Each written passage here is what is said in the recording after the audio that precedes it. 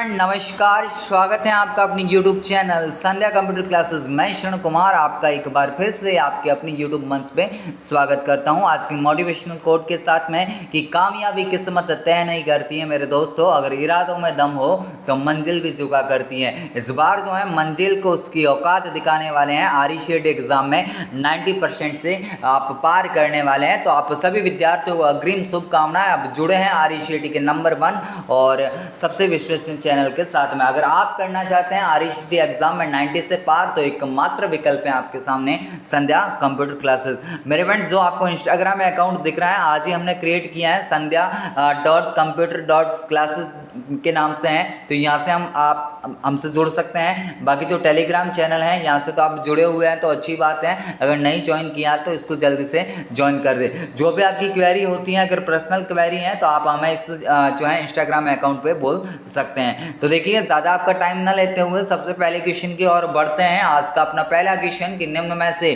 कौन सा असली सुरक्षा और प्राइवेसी रिस्क का उदाहरण नहीं है। तो विद्यार्थियों देखिएगा, आप सभी हैं जो आप सभी भी लगभग कमेंट करें। मैं तो मेरी ओर से बताऊंगा ही, लेकिन आपको भी अपनी तैयारी आंकने का मौका अवश्य मिलना चाहिए। तो देखिएगा, इस क्वेश्चन का जो करेक्ट आंसर है आपका हैकर्स हो जाता है। यानी हैकर जो है असली सुरक्षा और प्राइवेसी रिस्क का उदाहरण नहीं होता है। तो ऑप्शन ए जो आपको दिख रहा है बिल्कुल ही करेक्ट है। सेकंड क्वेश्चन कि यह प्रिंट करने से पहले एक दस्तावेज कैसा दिखेगा, यह जानने के लिए किस कमांड का उपयोग किया जाता है। तो मेरे फ्रेंड्स देखिएगा, आपको अगर किसी भी पेज की प्रिंट दे रहे हैं, अब आपको देखना है कि पेज कैसा दिखेगा, तो वो सारी की सारी जो जानकारी आपको कहाँ पे मिलेगी, प्रिंट पूर्वावलोकन में मिलेगी, यानी कि प्रिंट प्रीव्यू के अंदर आपको मिलती है। ये क्वेश्चन बार बार पूछा हुआ क्वेश्चन है ना मेरे फ्रेंड्स, इसीलिए आप सभी के समक्ष ये सारे के सारे मैं क्वेश्चन लेके आया हूँ। आपका यहाँ से जो करेक्ट आंसर है क्या हो जाता है, प्रिंट प्रीव्यू। यहाँ से आपका बिल्कुल ही करेक्ट ऑप्शन हो जाता है। मेरे फ्रेंड्स, बढ़ते हैं अगले क्वेश्चन की ओर कि निम्न में से कौन सा एक यूज़र अकाउंट विंडोज़ 10 में नहीं होता है। तो जल्दी से आप सभी लोग भी कमेंट करें कि क्या होगा इसका करेक्ट आंसर। देखिएगा, मैंने जब भी आपको पढ़ाया है तब ये बोला है कि आपके विंडोज़ 10 में 2 यूज़र अकाउंट होते हैं। कौन कौन से? स्टैंडर्ड और एडमिनिस्ट्रेड आपके दोनों यूज़र अकाउंट होते हैं। स्टैंडर्ड जो है आपका एक सामान्य अकाउंट है, जबकि जो आपको एडमिनिस्ट्रेड ये आपको दिख रहा है, ये आपका एक विशेष अकाउंट होता है। तो मेरे विद्यार्थियों, आपसे क्वेश्चन क्या है कि कौन सा विंडोज़ में अकाउंट नहीं है। तो यानी कि ये तो दोनों होते हैं, फिर आपका राइट आंसर कौन सा होगा, उपरोक्त में से कोई नहीं जो विकल्प है आपका करेक्ट हो जाता है। जो विद्यार्थी सेशन को लेट ज्वाइन कर रहे हैं, आप सभी का स्वागत है। आप हैं आरईसीएटी के नंबर 1 और बेहतरीन चैनल के साथ में। तो अगला क्वेश्चन है आप सभी के स्क्रीन पे कि निम्न में से साइबर खतरा नहीं है। तो मेरे विद्यार्थियों, इनमें से आपको ये बताना है कि इनमें से कौन सा आपका साइबर खतरा नहीं होगा। तो देखिए, आपको जो दिख रहा है ना, ई कॉमर्स तो आपको सहायता प्रदान करता है किसके लिए, ऑनलाइन शॉपिंग वगैरह आपको करने के लिए। इसका पूरा नाम इलेक्ट्रॉनिक कॉमर्स होता है। तो ये आपके सिस्टम को किसी भी प्रकार से नुकसान पहुंचाने का काम नहीं करता है। तो फिर करेक्ट विकल्प आपका कौन सा हो जाएगा, ऑप्शन सी हो जाता है। अगले क्वेश्चन की ओर बढ़ते हैं कि एक स्लाइड शो में स्लाइड चेंज होने पर डिस्प्ले के लिए अप्लाइड इफेक्ट क्या कहलाता है। तो देखिएगा, काफ़ी शानदार क्वेश्चन है। आप सभी के समक्ष वही क्वेश्चन लेके आया हूँ जो एग्जाम पॉइंट ऑफ व्यू से काफ़ी महत्वपूर्ण आप सभी के लिए हो जाते हैं। यानी कि आपके लिए एक प्रकार से रामबाण की तरह ये क्वेश्चन साबित होने वाले हैं एग्जाम के अंदर। जब आप परसों के दिन एग्जाम में बैठोगे तो हूबहू आपको जो है इसी प्रकार के क्वेश्चन देखने को मिलने वाले हैं। तो अभी भी अगर किसी स्टूडेंट को लगता है कि कैसे क्या होगा पेपर के अंदर, तो भाई आज से ज्वाइन कर लो। आज आपकी बहुत सारी क्लासेस आने वाली है, कल भी एक्टिव रहिएगा। और कल के दिन महामैराथन क्लास, यानी कि लगभग 3 घंटे की आपकी लाइव क्लासेस होने वाली है। तो उसको उतना फैलाना है ताकि हर एक स्टूडेंट जो 22 तारीख के दिन एग्जाम में बैठता है, उन सभी तक ये वीडियो पहुंचना चाहिए। तो मेरे फ्रेंड्स, यहाँ से जो आपका करेक्ट आंसर है, स्लाइड ट्रांजिशन जो आपको दिख रहा है, बिल्कुल ही करेक्ट विकल्प आपका हो जाता है। अगले क्वेश्चन की ओर बढ़ते हैं कि वर्कशीट में एक स्थान से फॉर्मेटिंग को कॉपी करके से दूसरे स्थान पर फॉर्मेटिंग को अप्लाई करने के लिए आप किसका उपयोग करते हैं। तो देखिएगा विद्यार्थियों, यहाँ से जो आपको करेक्ट आंसर जो आपका हो जाता है, यानी कि आपने अगर किसी भी टेक्स्ट पे फॉर्मेटिंग अप्लाई की है, वैसे कि वैसे आप अगर किसी अदर टेक्स्ट पे भी क्या करना चाहते हैं, फॉर्मेटिंग को अप्लाई करना चाहते हैं, तो फिर आपको फॉर्मेट पेंटर का उपयोग करना होता है। यानी कि स्टैंड टूल बार पर उपस्थित फॉर्मेट पेंटर बटन को क्लिक करके आप फॉर्मेटिंग को अप्लाई कर सकते हैं। अगर इसी फॉर्मेटिंग को आपको हटाना होता है तो फिर आपको क्लियर फॉर्मेटिंग का इस्तेमाल करना होता है। अगले क्वेश्चन की ओर बढ़ते हैं कि माइक्रोसॉफ्ट एक्सेल 2010 में चयनित सेल से एक चार्ट बनाने के लिए कीबोर्ड की कौन सी फंक्शन कुंजी का उपयोग किया जाता है। तो मेरे विद्यार्थियों, आप सभी को पता रखना है कि अगर आपको चयनित सेल से अगर आपको चार्ट बनाना है तो फिर F11 का आपको यूज़ करना होगा। जो MS वर्ड के अंदर F12 से क्या होता है तो आप सभी याद रखना, सेव एज होता है। F7 से स्पेलिंग एरर को चेक किया जाता है। और जो आपको F5 दिख रहा है, इसकी अगर पावर पॉइंट के अंदर बात करूँ तो स्लाइड शो ऑन होता है इससे, और अगर डेस्कटॉप की बात करूँ तो फिर ये रिफ्रेश करने का काम करता है। अगले क्वेश्चन की ओर बढ़ते हैं कि दस्तावेज में हेडर और फुटर डालने का मूल उद्देश्य क्या होता है। तो मेरे विद्यार्थी जल्द से कमेंट करें आखिरकार क्या होगा इसका करेक्ट आंसर। देखिए, आप सभी लोगों को मैं तो बता ही रहा हूँ, लेकिन आपको अगर आप ऑफलाइन भी देख रहे हैं तो आप सभी को कमेंट तो करना ही है, ताकि आपको भी अपनी तैयारी आंकने का मौका मिल सके कि इस बार आपकी जो परफॉर्मेंस है कैसी होने वाली है। तो दस्तावेज की जो है दिखावट सुधारने के लिए किसका इस्तेमाल किया जाएगा, हेडर और फुटर का इस्तेमाल किया जाएगा। हेडर और फुटर, जो हेडर होता है डॉक्यूमेंट के ऊपर की साइड में होता है, जो फुटर होता है उसको डॉक्यूमेंट के नीचे की साइड में लगाया जाता है। अगले क्वेश्चन की ओर बढ़ते हैं कि जीपीएस का पूरा नाम क्या है। मेरे विद्यार्थियों, काफ़ी इंपॉर्टेंट क्वेश्चन हो जाता है। देखो, ग्लोबल पोजिशनिंग सिस्टम जो है आपको यहाँ से दिख रहा है, बिल्कुल ही करेक्ट आंसर है। अगर आपसे पूछता है जीआईएस का पूरा नाम तो फिर आपका होता है जियोग्राफिकल इंफॉर्मेशन सिस्टम। अगले क्वेश्चन की ओर बढ़ते हैं कि नीचे दिए गए स्क्रीन लॉक में से कौन सा स्क्रीन लॉक एंड्रॉयड डिवाइस पर उपलब्ध होता है। तो देखिए, स्क्रीन लॉक जो है आप सभी के पास में एंड्रॉयड मोबाइल उपलब्ध है, तो आप सभी को पता होगा कि कौन कौन से जो है स्क्रीन लॉक आपके मोबाइल पे लगते हैं। तो पैटर्न वाला भी लगता है, पिन भी लगता है, पासवर्ड भी लगता है, स्वाइप भी लगता है, और एक नन करके भी आता है अगर आप कुछ भी पैटर्न नहीं लगाते हो तो, है ना। अब पैटर्न का एक बार एग्जाम में क्वेश्चन बना था कि 9 बिंदुओं की एक श्रृंखला जो विशिष्ट पैटर्न को करके आपके मोबाइल स्क्रीन को अनलॉक करने का या लॉक करने का काम करती हैं, तो फिर आपके 9 बिंदुओं की एक श्रृंखला क्या कहलाती है मेरे विद्यार्थियों, पैटर्न कहलाती हैं। अगले क्वेश्चन की ओर बढ़ते हैं कि UIDAI का पूरा नाम क्या है। अच्छा और इंपॉर्टेंट क्वेश्चन हो जाता है एग्जाम पॉइंट ऑफ व्यू से, काफी महत्वपूर्ण क्वेश्चन है, एग्जामिनर के पसंदीदा क्वेश्चन में से एक क्वेश्चन ये भी होता है। तो देखिए, unique identification authority of India इसका बिल्कुल ही करेक्ट ऑप्शन हो जाता है। इस संस्था ने किसको जारी किया है, तो मेरे विद्यार्थियों इसने किसको जारी किया है, आधार कार्ड को जारी किया है। इसकी जो संख्याएं होती हैं वो आपकी कितनी होती है, आधार कार्ड नंबर कितने होते हैं, 12 होते हैं। तो इतनी सी जानकारी आपको पता होनी चाहिए, ताकि अगर यहाँ से क्वेश्चन बनता है तो आपका क्वेश्चन गलत नहीं होना चाहिए। अगला क्वेश्चन है कि निम्न में से किसके द्वारा एक नागरिक राजस्थान संपर्क पर शिकायत दर्ज कर सकता है। तो विद्यार्थी देखिएगा, आपसे अगला क्वेश्चन यही होगा कि राजस्थान संपर्क या फिर आपसे पूछेगा कि किस ऐप का उपयोग नागरिकों के मुद्दों को हल करने और समाधान करने के लिए किया जाता है, तब आपका आंसर क्या होगा, राजस्थान संपर्क होगा। इसमें जो आप शिकायत दर्ज करते हैं वो 5 चरणों से गुजरती हैं। कौन कौन से होते हैं तो ये भी आपको याद रखना है। रजिस्ट्रेशन होता है, मॉडरेशन होता है, एलोकेशन होता है, डिस्पोजल होता है, वेरिफिकेशन होता है, और जो आपके माध्यम होता है शिकायत दर्ज करने के वो तीनों के तीनों होते हैं। टोल फ्री नंबर भी हैं, राजस्थान संपर्क पोर्टल भी है, और इनका मोबाइल एप्लीकेशन भी होता है। तो ऑप्शन जो डी दिख रहा है यहाँ से आपका करेक्ट विकल्प हो जाता है। जो विद्यार्थी मुझे लेट देख रहे हैं, आप सभी का स्वागत है भाई आपके अपने यूट्यूब चैनल के ऊपर, जो आपको इस बार जो है काफ़ी शानदार परफॉर्मेंस देने वाला है। हर बार विद्यार्थियों की उम्मीदों पे खरा उतरते हैं, और इस बार आपको भी है 90 से पार करवाने की जिम्मेदारी पूरी की पूरी आपके इस यूट्यूब एजुकेटर की रहने वाली है। मेरे विद्यार्थियों, आपको तो केवल सेशन को ईमानदारी से देखना है। जो भी मेरे द्वारा लिए गए सेशन है या फिर फैकल्टीज अगर कोई सेशन लेती हैं तो आप सभी को ईमानदारी से सेशन को अटेंड करना है, और जो शाम को लाइव क्लास आती है उसको आपको देखना नहीं भूलना है, क्योंकि वो भी आपके लिए काफ़ी शानदार और जानदार क्लास होने वाली है आपके एग्जाम पॉइंट ऑफ व्यू से। अगले क्वेश्चन की ओर आप सभी को रुक करवाता हूं कि आयुष्मान भारत महात्मा गांधी स्वास्थ्य बीमा योजना के संदर्भ में निम्न में से कौन सा कथन असत्य है। तो मेरे विद्यार्थियों देखिएगा, जो आपको आयुष्मान भारत महात्मा गांधी योजना है ना, इसका जो है आपका यूजर्स किसके लिए है, स्वास्थ्य बीमा के लिए है, यानी कि आपके स्वास्थ्य सूचकांक को बेहतर बनाने के लिए इस योजना को लाया गया था। तो इसमें क्या होता है कि आपको 1.10 करोड़ से भी अधिक नागरिकों को सरकारी निजी अस्पतालों में निःशुल्क इलाज दिया जा रहा है, और ऐसे परिवार शामिल हैं जो आयुष्मान भारत योजना और राष्ट्रीय खाद्य सुरक्षा अधिनियम के अंतर्गत आते हैं, और ओपीडी में रोगियों का नकद रहित इलाज किया जाता है, यानी कैशलेस जो भी होता है इलाज किया जाता है। तो करेक्ट ऑप्शन जो आपको दिख रहा है वो कौन सा होगा, असत्य कथन कौन सा होगा, यानी निःशुल्क ओपीडी की सुविधाएं उपलब्ध नहीं होती है, यानी कि ये जो लिखा है यहाँ से असत्य कथन हो जाता है। अगले क्वेश्चन की ओर आपको बढ़वाता हूँ कि क्वेश्चन नंबर 14 कि निम्न में से कौन सा ई कॉमर्स वेबसाइट पोर्टल है।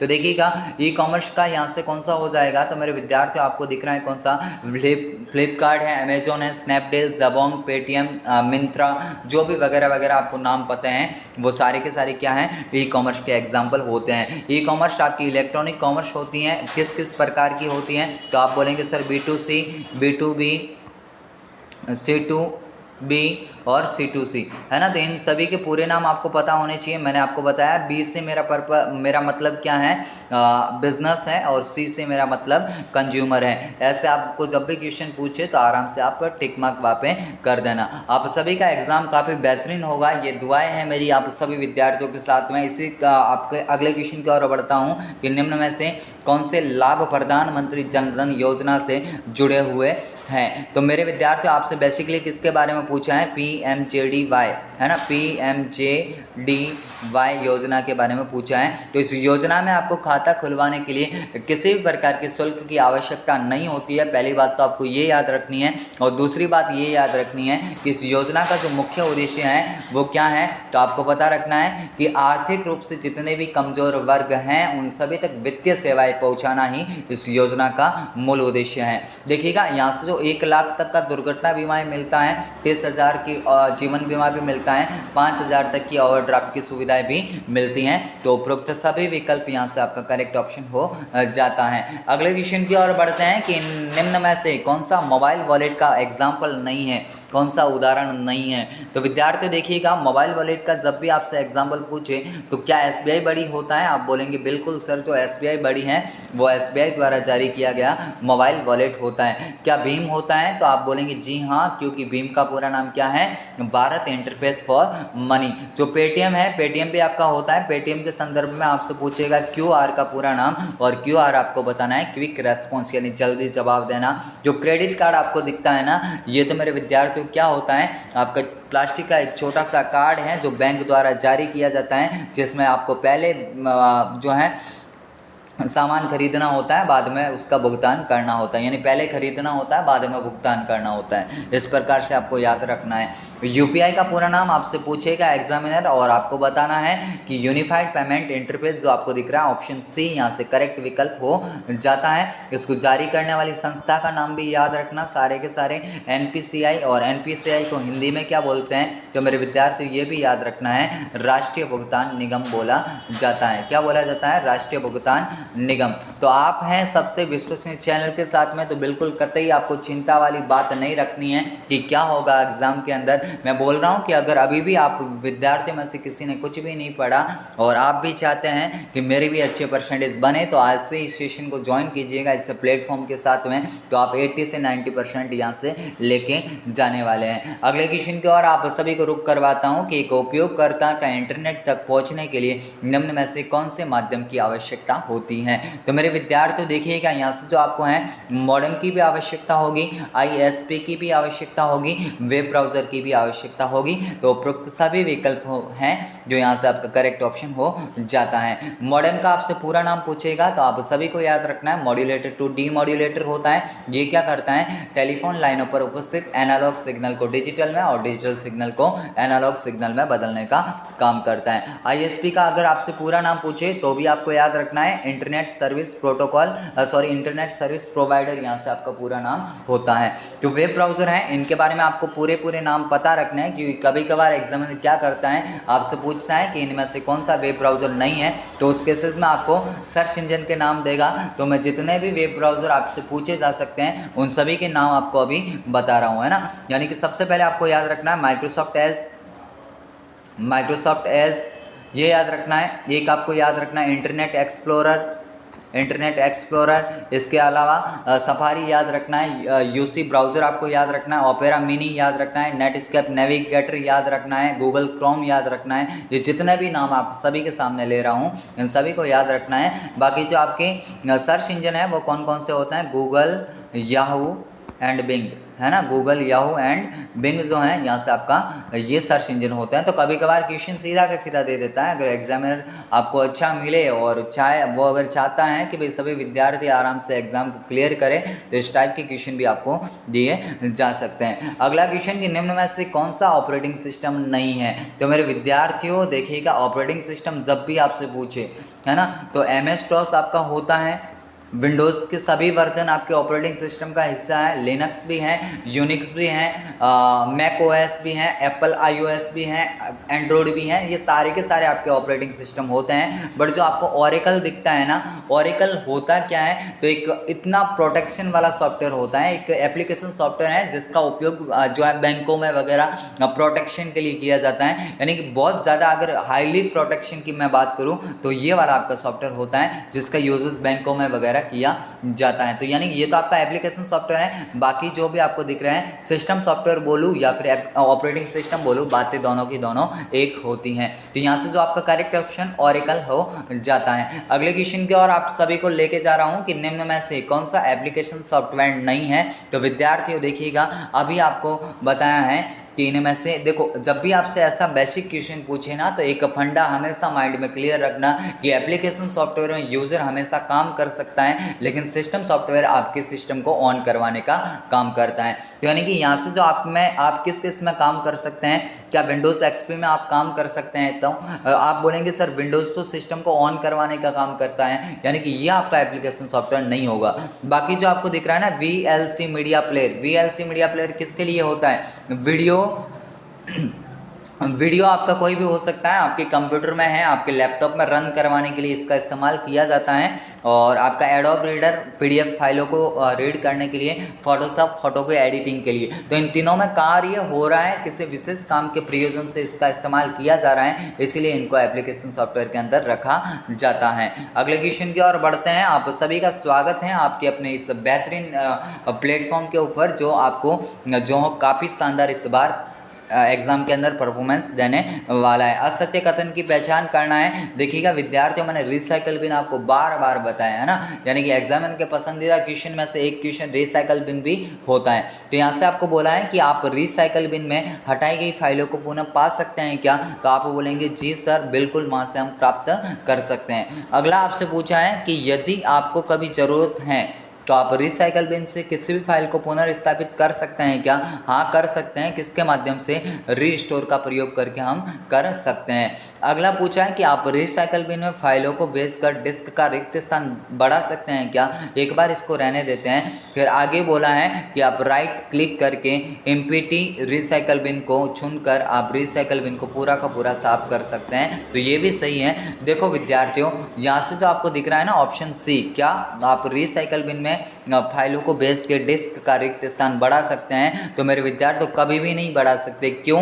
क्योंकि आपके जब टेम्परेरी रूप से आपके सिस्टम के अंदर वो फाइल है, इसका मतलब वो हार्ड डिस्क के स्टोरेज का यूज़ कर रही हैं, इसीलिए हम क्या बोलेंगे कि ये नहीं कर सकता, है ना। इतनी सी बातें आपको पता रखनी है। अगला क्वेश्चन कि निम्न में से एक वेब ब्राउजर का उदाहरण कौन सा है? मैंने बोला ना कि एक आधे क्वेश्चन आपको एग्जामिनर हमेशा इस टाइप का क्वेश्चन देगा। देखो मैंने अभी नाम बताए थे, मोजिला फायरफॉक्स है, गूगल क्रोम है, इंटरनेट एक्सप्लोरर है, Netscape navigator, opera mini, UC browser, Google Chrome, safari, जो भी आपके माइंड में आ रहा है सारे के सारे नाम यहाँ से ले सकते हो, यानी उपरोक्त सभी विकल्प आपका करेक्ट ऑप्शन हो जाता है। अगले क्वेश्चन की ओर बढ़ते हैं कि निम्न में से कौन सी कंप्यूटर की सीमा है, और महत्वपूर्ण क्वेश्चन ये एग्जाम पॉइंट ऑफ व्यू से हो जाता है। यह स्पीड कंप्यूटर की विशेषता है, शुद्धता भी विशेषता है, परिश्रमशीलता भी विशेषता है, विविधता भी विशेषता होती है, उच्च भंडारण क्षमता भी विशेषता होती है। लेकिन जो बुद्धि का अभाव, सोचने की क्षमता, IQ लेवल 0, यूजर के बिना काम नहीं करता, ये सारी के सारे आपकी क्या होती है? सीमाएं होती है। कभी अगर आपको बोले ना सीमा या लिमिटेशन भी बात वही है, वो फिर किस में बात कर रहा है? इंग्लिश में बात कर रहा है। तो दोनों में से कोई भी आपको वर्ड दिया जा सकता है, आपको कंफ्यूज नहीं होना है, दोनों ही मतलब सेम ही निकल रहे हैं। अगले क्वेश्चन की ओर आपको सभी को लेके जा रहा हूँ कि आपके कंप्यूटर को कॉन्फ़िगरेशन से क्या मतलब होता है। इंपॉर्टेंट क्वेश्चन है, कभी कभार एग्जाम में पूछा जाता है कि प्रोसेसर विनिर्देशन भी है, मेमोरी क्षमता भी आती है, और आपकी हार्ड डिस्क भी इसके अंदर आती है। तो उपरोक्त सभी जो है आपका करेक्ट ऑप्शन हो जाता है। है। अगले क्वेश्चन की ओर बढ़ते हैं कि कंप्यूटर के साथ में संयोजन में प्रयुक्त कौन सा प्रिंटर टोनर का उपयोग करता है। विद्यार्थियों आप सभी को पता रखना है कि जो टोनर है, टोनर बोले, ब्लैक सूखा पाउडर बोले या फिर आपको कार्टेज नाम दे, तो उस केसेस में आपका जो करेक्ट आंसर होगा लेजर प्रिंटर होगा। कौन सा होगा? Laser printer. जो थर्मल है ये आपकी गर्म धातु का उपयोग करता है। जब आप एटीएम वगैरह में जाते हो तो आपके पेमेंट निकालने के बाद में जो स्लिप निकलती है ना, तो वो वाला आपका प्रिंटर कौन सा है? थर्मल प्रिंटर होता है। कभी अगर आपसे पूछे कि इंकजेट प्रिंटर, तो आपको बताना है कि ये क्या करता है? इंक का स्प्रे करता है और इमेज के निर्माण करने का कार्य करता है। डिजिटल प्रिंटर आपके इम्पैक्ट प्रिंटर का एग्जाम्पल होता है। आप सभी को इतनी सी बातें क्लियर हो जानी चाहिए। मेरे फ्रेंड्स अगले क्वेश्चन की ओर बढ़ते हैं कि निम्न में से कौन सा डिवाइस उच्च गुणवत्ता के वेक्टर और ग्राफिक्स का उत्पादन करता है। जो विद्यार्थी सेशन से लेट जुड़ रहे हैं भाई, आप सभी अभ्यर्थियों का एक बार फिर से स्वागत। आप जुड़े हैं आरईसीटी के नंबर 1 और बेहतरीन चैनल के साथ में, और इस बार जो है आप आरईसीटी एग्जाम में तहलका मचाने वाले हैं, क्योंकि इस बार जो है आपकी तैयारी काफ़ी शानदार हो चुकी है। यानी आधे स्टूडेंट तो ऐसे हैं जितने भी अच्छे अच्छे क्वेश्चन लेके आ रहा हूँ, मुझे 35 में से आउट ऑफ 35 के आंसर भी दे रहे हैं। जब मैं 70 में से 70 लेके आया था क्वेश्चन, तब भी विद्यार्थियों ने दिए थे। तो भाई आप तो इस बार बहुत ही बढ़िया तरीके से कमाल करने वाले हैं। आप हैं आरईसीटी एग्जाम में इस बार आउट ऑफ 100 भी ला सकते हैं। यानी जो विद्यार्थी सेशन से शाम वाली क्लास में रेगुलर जुड़ते हैं ना, उन सभी के नाम मुझे पता है। जिस दिन आपकी महामैराथन क्लास लेके आऊँगा उस दिन आप सभी के नाम के साथ में धमाका करने वाले हैं। तो यानी कि आपका जो अगला क्वेश्चन है कि निम्न में से कौन सा डिवाइस है जो उच्च गुणवत्ता के वेक्टर और ग्राफिक्स का उत्पादन करता है, तो आपको बताना है कि सर जो प्लॉटर है वो क्या करता है? आपकी उच्च गुणवत्ता के वेक्टर और ग्राफिक्स का उत्पादन करता है। ये एक आउटपुट डिवाइस का एग्जाम्पल होता है। ये बड़े बड़े जो बैनर आप देख रहे हो ना, ये कौन से डिवाइस से निकाले जाते हैं? प्लॉटर से निकाले जाते हैं। बाकी जो है थर्मल मैंने बता दिया, गर्म धातु का उपयोग करता है, इंकजेट बता दिया था, और लेजर मैंने आपको बताया है ना। तो इनमें तो कोई वापस बताने वाली बात होगी नहीं। ये काफ़ी महत्वपूर्ण क्वेश्चन है और एग्जाम पॉइंट ऑफ व्यू से काफ़ी शानदार और जानदार क्वेश्चन आप सभी के लिए हो जाता है। तो निम्न में से कौन सी मेमोरी प्रति सेकंड कई बार रिफ्रेश होती है? तो विद्यार्थियों आपको याद रखना है कि जो डायनामिक रैम है, इस मेमोरी को क्या करना होता है? आपको बार बार रिफ्रेश करने की आवश्यकता होती है। एग्जामिनर आपसे पूछेगा रैम का पूरा नाम, तो रैंडम एक्सेस मेमोरी या अस्थिर मेमोरी होती हैं, वॉलेटाइल प्रकार की मेमोरी होती हैं। और आपसे अगर कभी पूछे कि जो आपकी रोम है, रोम का पूरा नाम रीड ओनली मेमोरी होता है, और ये आपकी स्थायी प्रकृति की मेमोरी होती है, नॉन वॉलेटाइल प्रकृति इसकी होती है। अगले क्वेश्चन की ओर आपको सभी को लेके जा रहा हूँ कि कंप्यूटर को शुरू और स्टार्ट करने की प्रोसेस क्या कहलाती है। तो विद्यार्थी याद रखना है कि कंप्यूटर को शुरू और स्टार्ट करने की प्रोसेस आपकी बूटिंग कहलाती है। बूटिंग 2 प्रकार की होती है। कौन कौन सी?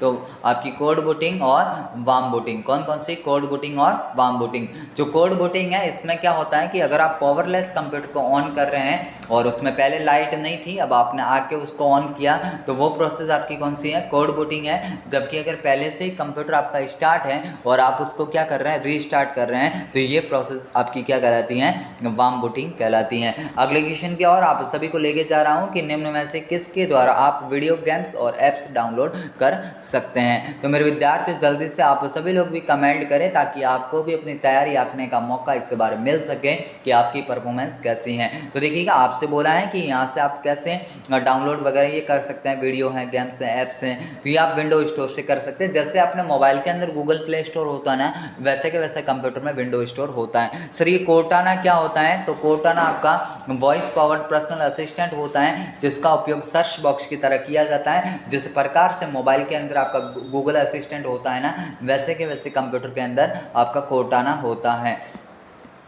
अगले क्वेश्चन की ओर आप सभी को लेके जा रहा हूं कि विंडोज 10 में फाइल एक्सप्लोर रिबन पर किस टैब का उपयोग कर आप फाइल या फोल्डर के पीछे जो छिपे दृश्यमान बना सकते हैं। तो मेरे विद्यार्थियों आप सभी को याद रखना है कि व्यू का उपयोग करके आप ये सारी की सारी बातें यहाँ से कर सकते हैं। तो आप सभी हैं जो आरईसीटी के नंबर 1 और बेहतरीन चैनल के साथ में हैं, आप सभी की तैयारी काफ़ी शानदार है। इस बार जो है एग्जाम में ये बटालियन काफ़ी शानदार तरीके से तहलका मचाने वाली है। जो विद्यार्थी रेगुलर जुड़ रहे हैं, आप सभी का तहे दिल से आभार। आप जुड़े हैं आरईसीटी के एक बेहतरीन प्लेटफॉर्म के साथ में, एक ऐसा एजुकेटर जो आपको हमेशा गारंटी के साथ बोलता है कि यही आपके एग्जाम में क्वेश्चन बनने वाले हैं। देखिए ईमेल का आपसे पूरा नाम पूछा है। अभी भी अगर किसी कैंडिडेट को लगता है ना कि पता नहीं ऐसे ही बोल रहे होंगे, तो भाई आप पुरानी जितनी भी आंसर किए हैं आप उनका रिव्यू करके देख सकते हैं कि स्टूडेंट के द्वारा हमें कितना अच्छा जो है रेस्पॉन्स मिला हुआ है। ईमेल का पूरा नाम तो इलेक्ट्रॉनिक मेल होता है। ईमेल से एक आध क्वेश्चन बनेगा, एग्जामिनर का सबसे पसंदीदा टॉपिक है ईमेल, यानी कि ईमेल का पूरा नाम इलेक्ट्रॉनिक मेल होता है। अब देखो ईमेल में क्या होता है कि दो विकल्प होते हैं जिनका नाम होता है बीसीसी और सीसी। इनके पूरे नाम आपसे पूछे जाएंगे। तो बीसीसी का पूरा नाम ब्लाइंड कार्बन कॉपी होता है और सीसी का पूरा नाम कार्बन कॉपी होता है। आपसे कभी पूछे कि ईमेल में कौन सा फोल्डर नहीं होता है, तो आपको बताना है सर जो कंपोज है वो फोल्डर नहीं होता है। क्यों? क्योंकि ये ईमेल को क्रिएट करने का जस्ट एक तरीका होता है। तो सर फोल्डर से कौन कौन से क्वेश्चन बन सकते हैं? तो आपके ट्रेस का हो सकता है, ड्राफ्ट का हो सकता है और आपका स्पैम का हो सकता है। जो ट्रेस फोल्डर है इसमें डिलीट मेल स्टोर रहता है, ड्राफ्ट वाले में आधे अधूरे मेल, स्पैम में अनचाहे मेल रहते हैं। आपको हमेशा याद रखना है कि जब भी कोई ईमेल आईडी लिखी जाती है तो उनके बीच में स्पेस नहीं होता है, सारे लेटर स्मॉल होते हैं, एक @ का सिंबल भी होता है और पीछे की और डोमेन कोड भी आपका लगता है। और जो है बाकी तो आपसे क्या ही पूछेगा, है ना, इनके अलावा तो और पूछ नहीं सकता। एक बात हमेशा याद रखना कि ईमेल के अंदर मैक्सिमम फाइल 25 MB तक की ही भेजी जा सकती है। बाकी एग्जामिनर की इतनी कहाँ औकात है कि आपको इससे बाहर क्वेश्चन दे पाए, क्योंकि आपके सिलेबस के अंदर यही है और ईमेल में यही पढ़ना होता है ना। बाकी आपको फॉरवर्ड वगैरह का अगर पूछता है तो उनके बेसिकली आप सभी अगर यूज़ कर रहे हैं तो आप सभी को पता है।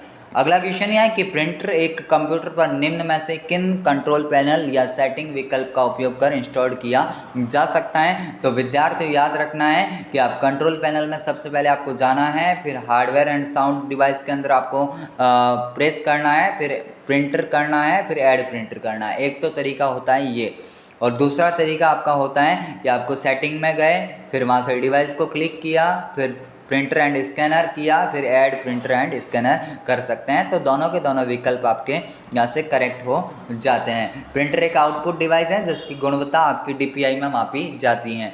अगला क्वेश्चन कि किस टैब से आप पिक्चर, टेक्स्ट बॉक्स, चार्ट इत्यादि इंसर्ट कर सकते हैं? भाई बार बार बताएं कि जब भी इंसर्ट की बात आए तो लगा दो इंसर्ट, है ना, बिल्कुल भी दिक्कत वाली बात एग्जाम के अंदर नहीं होगी। अगले क्वेश्चन की ओर आप सभी को लेके जा रहा हूं कि एक नई प्रेजेंटेशन खाली जगह से बनाई जा सकती है। तो प्रेजेंटेशन आपकी सबसे पहले पावर पॉइंट में बनती है। इसका जो आपका एक्सटेंशन नाम होता है फाइल का PPTX होता है, PPTX होता है। अब देखो यानी कि यहाँ से जो फाइल का डिफ़ॉल्ट नाम होता है वो प्रेजेंटेशन फर्स्ट होता है। पावर पॉइंट में स्लाइड शो को शुरू करने की शॉर्टकट F5 होती है और बंद करने की एस्केप, और आपकी जो है वर्तमान स्लाइड्स के साथ में अगर करना चाह रहे हो तो शिफ्ट के साथ में F5 करना होता है। इतनी सी बातें रह जाएगी याद, फिर तो आपको कहाँ दिक्कत आने वाली एग्ज़ाम के अंदर। वही देखना आप सभी हैं जो इस बार काफ़ी बेहतरीन करने वाले हैं, क्योंकि आप ऐसे एजुकेटर से पढ़ रहे हैं जो आपको गारंटी के साथ बोल सकता है कि हमारे द्वारा किए हुए क्वेश्चन हैं जो एग्ज़ाम में आपको हुबहू देखने को मिलेंगे। आने वाली मैराथन क्लास को अवश्य देखना मेरे विद्यार्थियों, काफ़ी शानदार उस पर काम कर रहा हूँ। मैंने PDF पूरी तैयार कर दी हैं, यानी कि लगभग आपकी 3 से 4 घंटे की लाइव क्लासेस होने वाली हैं, जिसके अंदर नॉन स्टॉप आपकी लाइव चलेगी। एक ऐसी मैराथन जो आपको एग्जाम हॉल में दौड़ने पर मजबूर करेगी, यानी कि 35 में से 35 क्वेश्चन वहाँ से हिट किए जा सकते हैं। मेरे विद्यार्थी अभी भी बोल रहा हूँ कि उसको इतना फैलाना है ताकि हर एक विद्यार्थी जो 22 तारीख के दिन एग्जाम में बैठ रहा है उन सभी तक ये वीडियो पहुँचना चाहिए कि भाई एक ऐसी मैराथन क्लास जो हमें RECD एग्जाम में 100 में से 100% दिलवा सकती है। तो यानी कि यहाँ से जो करेक्ट आंसर है आपका एक स्लाइड पर आइटम को मूव कराने की विधि, ऑप्शन B जो आपको दिख रहा है करेक्ट हो जाता है। तो ये थे आज के अपने top most 35 question. I hope आपने सेशन को काफ़ी इंजॉय किया होगा। अगर सेशन को पसंद किया है तो इस वीडियो को लाइक करें, चैनल पे पहली बार विजिट किया है तो चैनल को सब्सक्राइब भी करें, और अंत में एक प्यारी सी कमेंट जरूर दें जो हमारे लिए मोटिवेशन के रूप में काम करे। मेरे फ्रेंड्स, मैंने बोला है कि आपका इंस्टाग्राम अकाउंट नया क्रिएट कर दिया है तो आप हमसे जुड़ सकते हैं। संध्या.computer.classes के नाम से है। यहाँ से जो भी आपकी पर्सनल क्वेरी है यहाँ पे आपकी सॉल्व की जाएगी। और टेलीग्राम चैनल तो आपको पता ही है, संध्या कंप्यूटर क्लासेस है, यहाँ से आप हमसे जुड़ सकते हैं। तो RECD आरईसीटी एग्जाम 22 मई मुख्य परीक्षा के लिए आप सभी को ढेर सारी शुभकामनाएं। आप इस बार काफी बेहतरीन करने वाले हैं। अभी के लिए इतना ही, मिलेंगे एक नेक्स्ट सेशन के साथ में आप थे आरईसीटी के नंबर 1 और विश्वसनीय चैनल के साथ में। अभी के लिए इतना ही, तब तक के लिए जय हिंद, वंदे मातरम, जय भारत। आप आज के दिन एक्टिव रहिएगा क्योंकि आज आपको बहुत ही शानदार धमाका इस चैनल के माध्यम से मिलने वाला है। अभी के लिए इतना ही, मिलूंगा एक नेक्स्ट सेशन के साथ में।